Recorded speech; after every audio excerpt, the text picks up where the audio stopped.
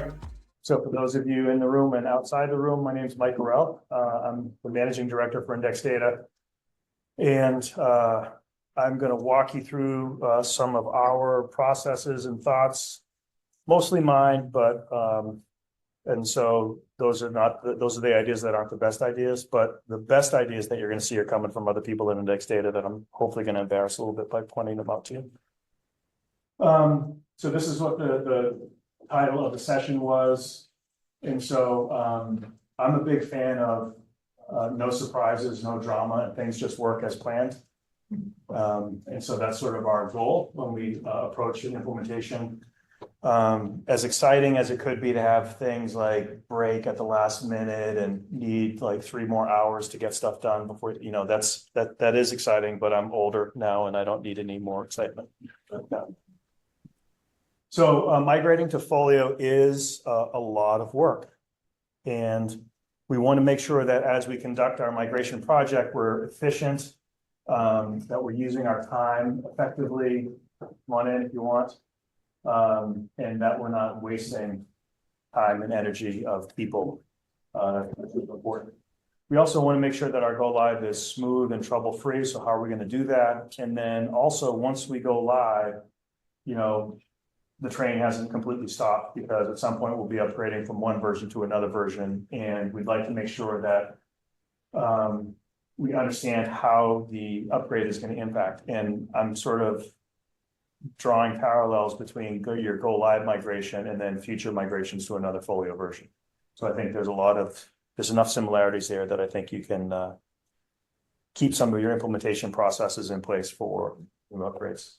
So generally, how we look at a migration, the things that we need to accomplish, we need to orient people to Folio so that they understand sort of the basics. And this is sort of a 2-pass or multi-pass approach.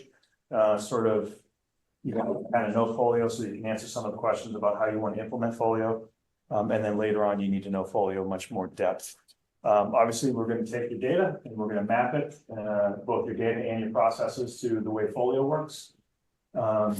Your staff need to know how they're going to do their jobs once Folio goes live. We do some practice migrations. Sometimes we do something that we refer to as a day in the life. We also have to take care of all of our integrations and discovery needs. And then, you know, sort of general project management. We're going to track progress, make sure we're communicating, identifying and removing blockers. Staff have to get trained, and then we get executed at the end if we don't do it correctly. So we look at this as a very iterative, we try to push it as a very iterative process. And so we're going to map data and load data and do workflow analysis. And we have this thing down here called workaround planning. So when Folio doesn't exactly meet our needs, as far as we can tell, we might have to think about workarounds. And so that's part of the whole scope. And then while we're doing this, eventually at some point, we're going to go from being super raw and very far off the mark to more precise and getting what we want. So we'll do some acceptance testing and document our processes. When we're ready, when we have enough progress, we're going to do some dry runs and some essentials testing. And that last block down there, which we can't see in the room because the Zoom stuff is over it, is we go live. Eventually, or when necessary, because we have had some customers who really didn't want to go live, but their contract said they had to, and so they did. Their contract or their dean or whatever. So when I say data mapping and loading, it's generally the extract, transform, load process for each of the data sets. And I'm going to let you guys read, but some of the things that we focus on early on is sort of the combination of workflow and data mapping, sort of in sync with each other, as that previous diagram depicted. We are pretty firm on having dry runs and forcing people to think about things that we call essentials testing. So as the term hopefully implies, you want to test sort of the essentials, not like A to Z, not every single nitty-gritty workflow or aspect of your usage, but we want to test all the stuff that makes sense so that you can say, looks good. And essentials testing is really important when for example, doing the third or fourth load of a data set in a migration. It's also important when you're doing a dry run. So we just went through, well, I'll tell you what a dry run is here, but this is practice migration, but we've emptied the system, we've loaded all your data in. You want to be able to test in a relatively quick and painless way whether it worked correctly or whether we missed a file or somehow somebody messed up with a mapping sheet. We've had that happen. And so anyway, that's why essential testing is pretty good. And then high fives and beer. Does that translate for everyone? In the high fives and beer? Woo! That's good. All right. So in a migration, there are several roles. At Index Data, one of the things that we say is we like to be partners, not vendors. And what that translates into in a migration is sometimes the institution that we're working with will decide that they want to be the project manager, or they have a project manager on staff, or they're self-hosting, so they're going to handle all the DevOps stuff, or they have a person that knows the inside and outside of every piece of data, and so they're going to do the migration stuff. So we have to have sort of these roles. It's important, and obviously in a small, especially in a smaller institution, you may have one person that's serving many of these roles in an organization. But they all sort of have to be there, and Index Data is used to taking on a bunch of these things that have our logo next to them. And while I'm rolling through this, please feel free to ask any questions. So a project plan. So how many of us have used Microsoft Project in the past, right? And everybody loves it, right? It's incredibly flexible. It's intuitive. It's not. So we try to make sure that, so we have different people. So Tara, Charlotte, these are people from Index Data who are going to run or have run implementations. And so we sort of let the project manager determine what level of detail they're going to track, because ultimately it's their responsibility to get things implemented. And so whatever makes sense for them is great, because like what doesn't always make sense to me, but it doesn't matter that it doesn't make sense to me because it's not my project.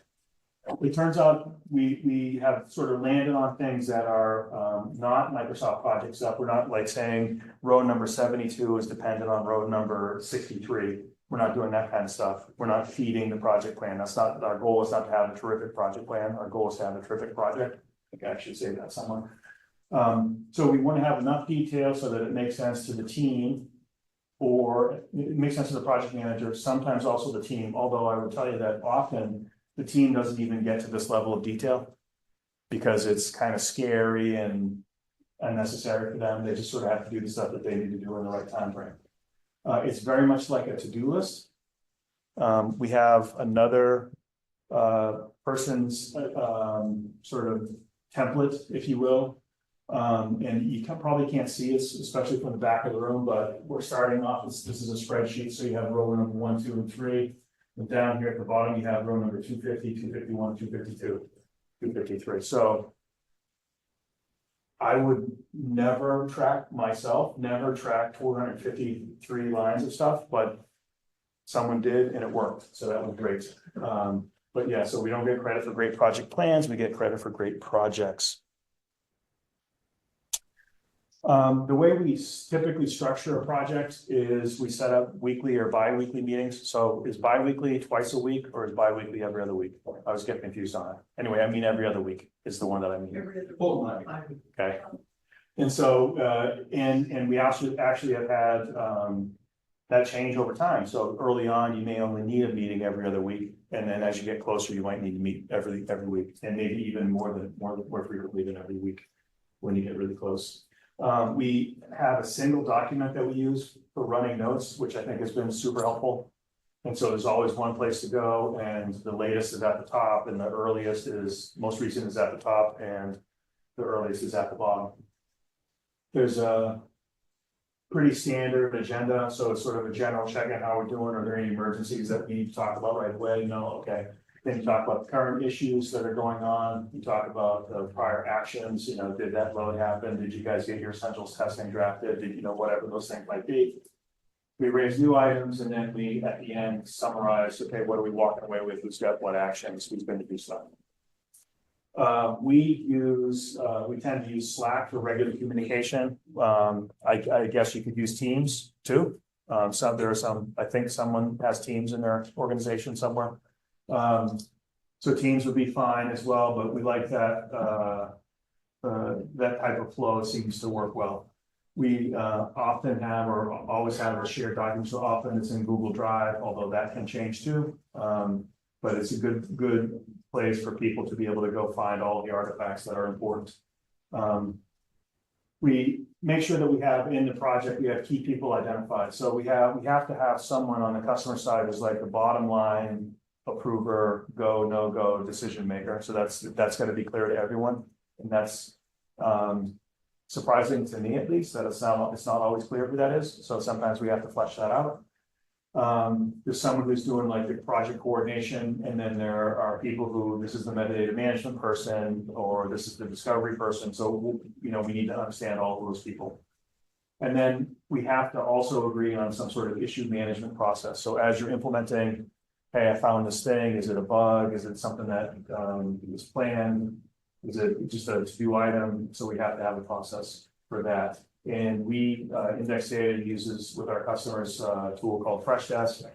Sometimes we use that. Sometimes we use things that are less formal. We just, maybe tag people in Slack, or we've had spreadsheets that we've had people log stuff into over the, so it's sort of doesn't have to be fancy, but we tried to get it done.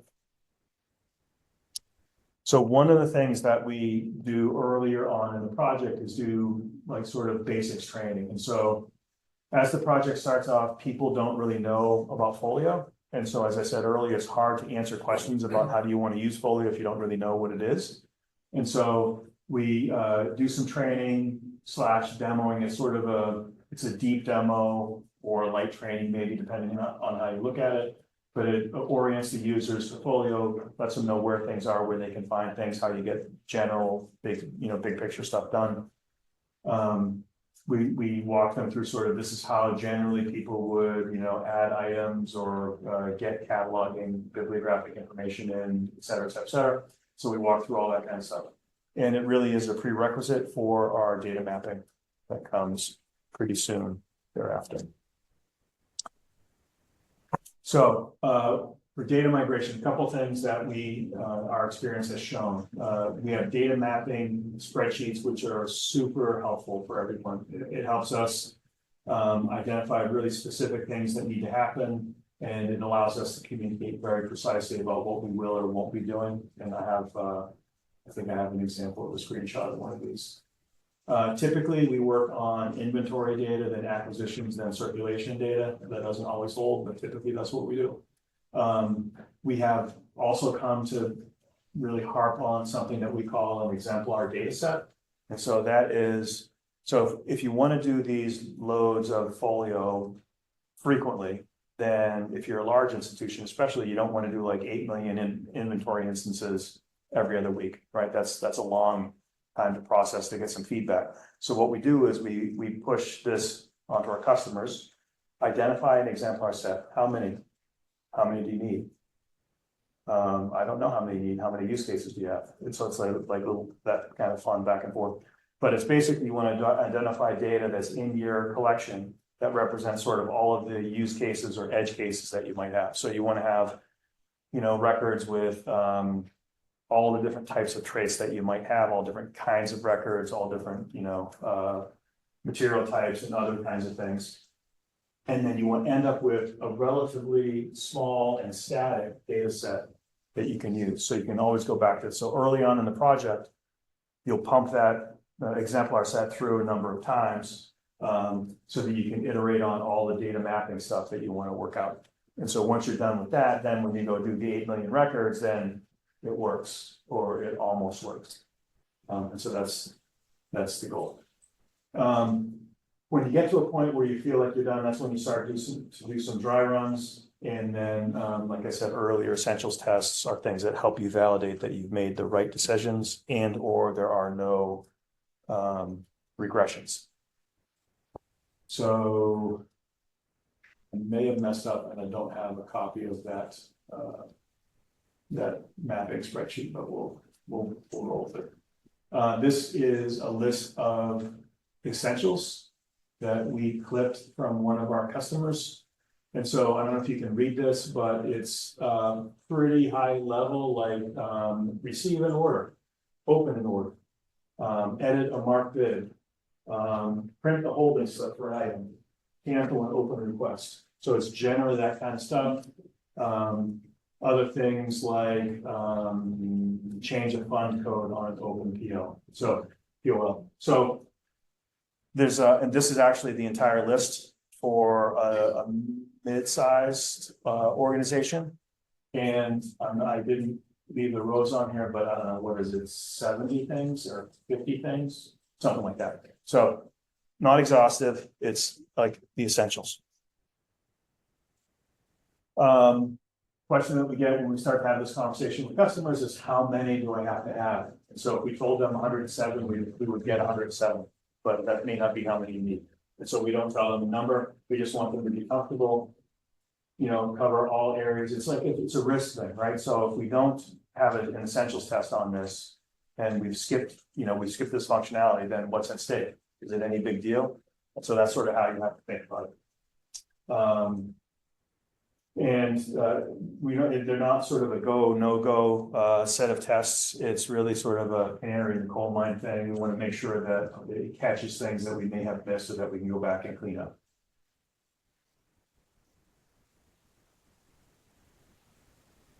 Okay, dry runs. This is how we do it. We wipe out your FOLIO test system. I think I talked about this later for index data, and I think the same as for EBSCO, there's a production system and a test system.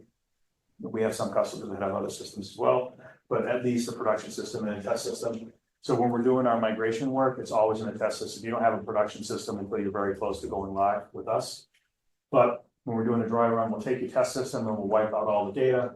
And then we'll do a fresh extract from the legacy system. We'll transform all of that data according to those mapping spreadsheets. We'll pump that into the FOLIO. If we have any errors, you know, we keep good track of how many records we see, how many records went in, how many records had errors, what kinds of, we'll classify the errors that we had and sort of feed that back to the customer at that point to help identify, like, did we screw up on the mapping thing, or is it, you know, where is the source of the problem here? So we do all that kind of stuff. We, you know, time all the steps. And so how long does it take us to extract the bids? You know, an hour and 17 minutes. Okay, great. How long does it take us to transform the bids? Okay, 22 minutes. Okay. How long does it take us to load it? You know, that kind of stuff. So that we can build a timeline, because this is what we're trying to do. We're trying to get to that boring go live, right? So we know that from start to finish, this dry run took us 13 hours and 27 minutes. Great. So now we know when it's time to go live, that's how much time we have to allocate. We can get more. We can take more if we want to, but we need at least 13 hours and 27 minutes. And then again, we want to make sure that you know, index data is not going to know necessarily that we'll know what kind of errors we saw, but we won't know if things were wrong but didn't have an error. That's what the essential steps are trying to help us with. For index data, we operate using a train the trainer model, and so you guys will identify a local training coordinator. They know your institution. They know sort of how things operate in the past. They know who knows what they're talking about in your institution and who's not as up to speed with things. And so they know what people might need. They know the mechanisms that are used. They know the sort of all that kind of stuff. We don't know that. So we sort of focus on making that person sharp about FOLIO, and then they can, you know, sort of spread the word throughout the rest of your institution. One thing that we've ended up doing quite a bit is some short 3 to 5 minute videos. You know, this is how you create a purchase order. This is how, you know, those kinds of things. And so you walk through it. It's not, it's like little tidbits of length and duration, so that attention spans don't fail you. And we've also worked with some sites, some larger customers who have actually done some pretty formal stuff, like put the stuff in one of your learning management systems and have courses for things and sort of track to make sure that people are trained in a certain way. So that's how we've approached training. So a day in the life. This was an idea that I thought was really cool, and it turns out that we're not doing it as much, so maybe it's not so cool. But the idea was pretend that you're running Folio now. Go try to do your stuff. Like, is there anything you can't do? Does everything work smoothly? And so, we did this early on some migrations. We actually scheduled days where that's what the staff was doing. So from 10 to 12, the acquisitions team was doing their day in the life. I think we've sort of migrated away from this, no pun intended.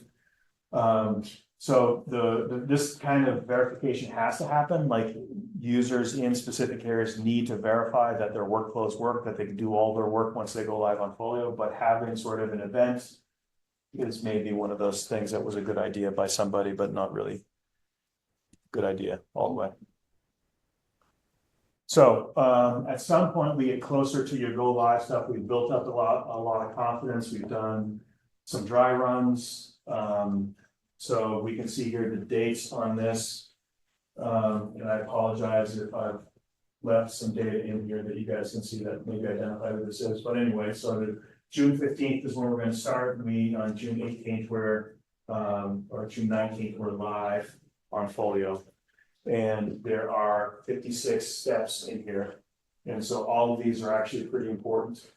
We have sort of the day, we have the thing that we're talking about. So you can see extract, create, load, blah, blah, blah. We sort of, in planning, because we've done this stuff from dry run, so we planned out that this is going to happen on Friday, and it's going to happen on Saturday. And we think, based on the fact that last time it took 14 minutes and 14 hours and 19 minutes is what that means. That when we start here, we're going to end there. So that means that the thing that has to fail that is going to start at this time. Blah, blah, blah. We've done all that stuff. We've listed people that are going to do it. We have some notes. So that's why we do so many dry runs, or why we do dry runs. So we get this down to hopefully kind of a science.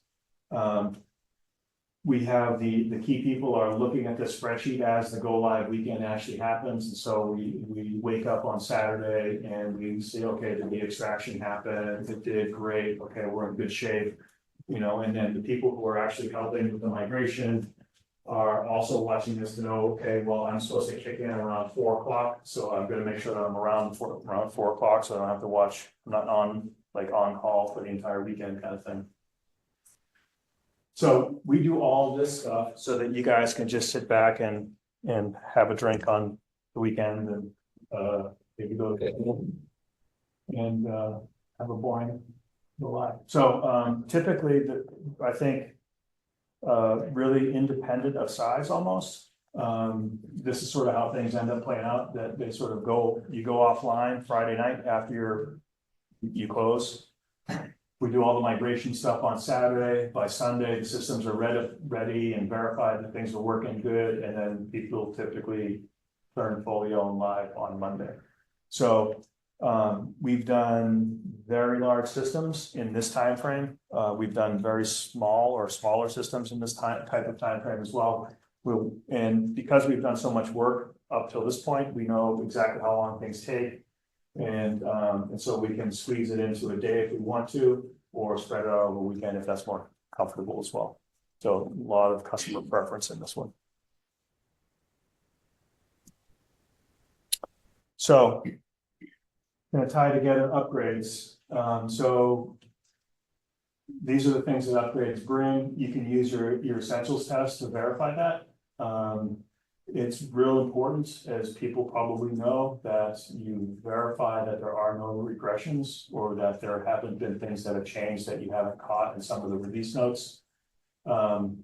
We do something for our customers where we take the standard release notes and then sort of edit them down and provide our own synopsis. Has anybody had problems after they've gone live with an upgrade in Folio?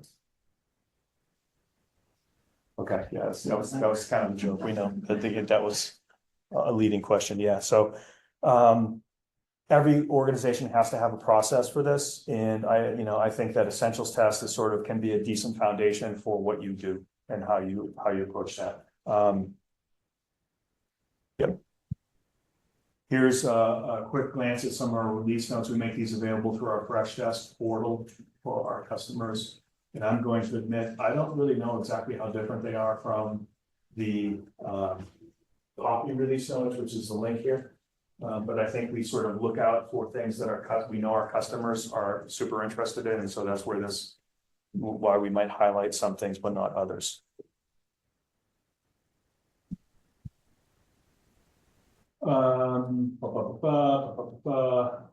We provide our customers with the ability to choose their window of migration. So it's not like, you're upgrading in 2 weeks. Like, we don't do that.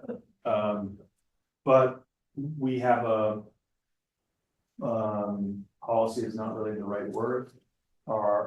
We aspire to have no more than three releases of Folio in our environment at any given time.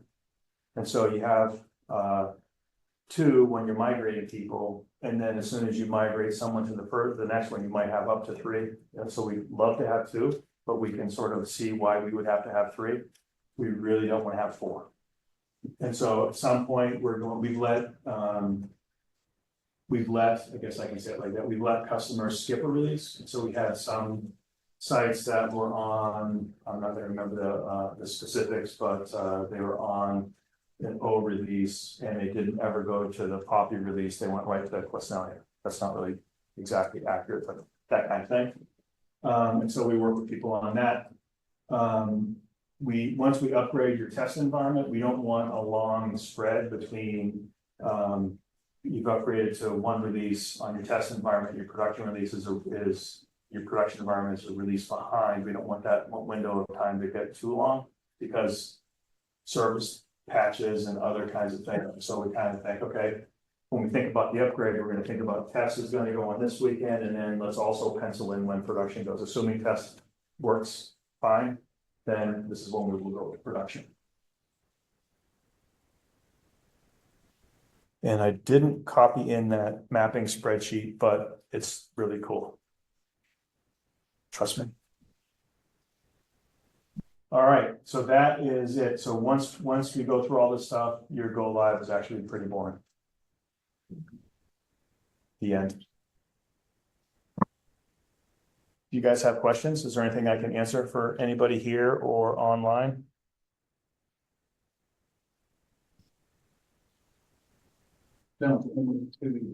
It does. It does sound too easy, but that's what preparation does, right? It should always be, right? Yes, and because even if those of us who are helping are, smiling and working really hard in the background. Yeah, that's right. You guys don't need to see how the sausage is made or what's behind the curtain, but it's pretty boring for us too. Actually, I used to think about the observation that if something can be read very easily, there's a lot of effort that went into writing it. Exactly. Yep.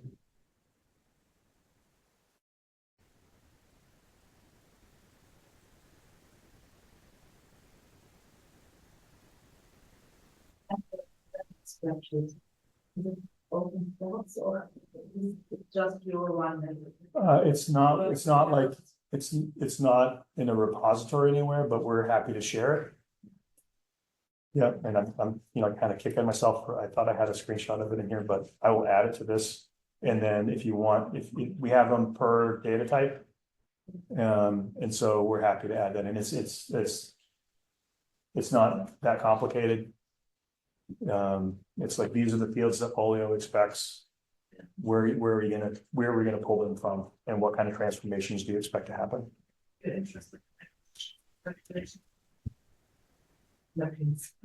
Yeah, okay, yeah, we'll do that. Do you have any list of data or data that can be for sure migrated in Folio, and something that is not possible to be migrated, such as prediction pattern for serials or something like this? I think we have that, but not necessarily in that format. So I think you could sort of interpolate what's not there, what's not mapped out. you have anything else to say about that? Yeah, I mean, so I usually provide people with a list of like, you know, stuff that we've definitely migrated before, and then I ask them. I ask them to sort of like brainstorm stuff that they have that they definitely want to migrate, so like people will say they want to migrate users, and like, well, do you have proxy users, do you have department users? And like, try to use it as a trigger list for them to tell us what they have, because if they have it, and we can probably put it somewhere. And then some of it we may want to hold on to, like prediction patterns, like for functionality that's coming, so it depends and it changes.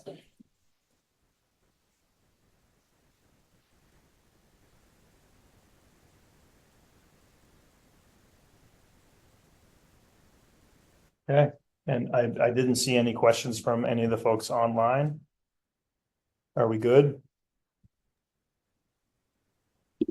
Mike, Yep, go ahead. this is Dan Lipkin from the PBDSX Museum. Hey, Dan. Hi, thanks for this. It was really useful. I wanted to confirm that there are typically 2 releases or upgrades per year. That's the target. Yeah, that has changed over time. So Folio has gone from a quarterly release cycle, maybe 5 years ago, or maybe 4 years ago, to then 3 releases a year. And then I think the last year or 2 has been 2 releases. As far as I'm aware, 2 releases is sort of the predicted pace going forward. So that's what I would expect. We Great. have this technology that's being introduced called Eureka that is going to potentially change the landscape there, so that we may not have sort of the same big flower releases. That may be modules and the applications may have their own release cycle, but that's to be determined. That's sort of a year or 2 out. Okay, great. Thank you. Just want to clarify whether it's on the cloud architecture or the Eureka stuff that's coming. There'll still need to be a notion of a well-defined platform with versions of Eureka or Apache and versions of Stripes that all the apps can know that that's the version they're going to run on. So even if we incrementally release versions of individual apps, they'll still be relying on a platform that needs to be periodically released. Exactly. Yeah. So like that's what I was referring to with changing the landscape, because it introduces things that you have to account for that is not as simple as sort of one big release, because things are going to be compatible or not with each other. So The migration tool portfolio are all available open source and are all stored in a certain session, or do you use something that is specifically for the startups to use its own open migration tools? yeah, so the migration tools for Folio are not all, the index data are not all open source. So we take a standard, our approach is to take a standard set of migration scripts. I'm going to call it scripts. And then for each new customer, we instantiate a new copy of those, and then start making changes based on that specific customer's needs, whether it's the system that they're coming from, or what data sets or whatever. So we have that. I think that a long time ago, Theodore Tolstoy, who some may know, created, and maybe it wasn't just him, but some things that are being called FSE from EBSCO, some set of scripts that are out there. And I don't know if that's what EBSCO uses to this day or not. They may be, but those are the things that are out there. We're happy to share some scripts with people. And I will talk to our people about whether or not they can be open. I'm not sure. I know that the ones that are for specific customers are not, but that's something that we can share. We use JavaScript scripts for what that's worth. Yeah, that's the tools are maintained on GitHub. Okay. And is that what EBSCO uses, or do they use? For migration tooling, yes, Yeah. but like individual scripts aren't shared. Yeah. Yeah. For each client, the tooling is there. Okay. And I'm assuming that we got that on the Zoom, both the question and the answer. Okay.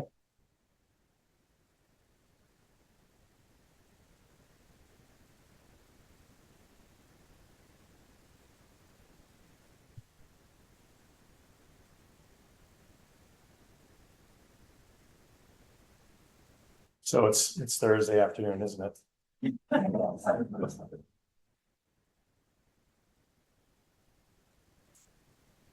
So happy to answer any questions online, Slack or email. I'm mdg@indexdata.com, or it'll be available via Slack. I will post these notes. I'll find a way to post these into the into the SCED area. I'll add that data mapping spreadsheet screenshot. I'll talk to our folks and I'll get back to you on sharing the JavaScript tools that we use for our migrations as a basis. Is there anything else that you guys would like to see coming out of this? Okay, well, hopefully the talk wasn't as boring as your go live, so.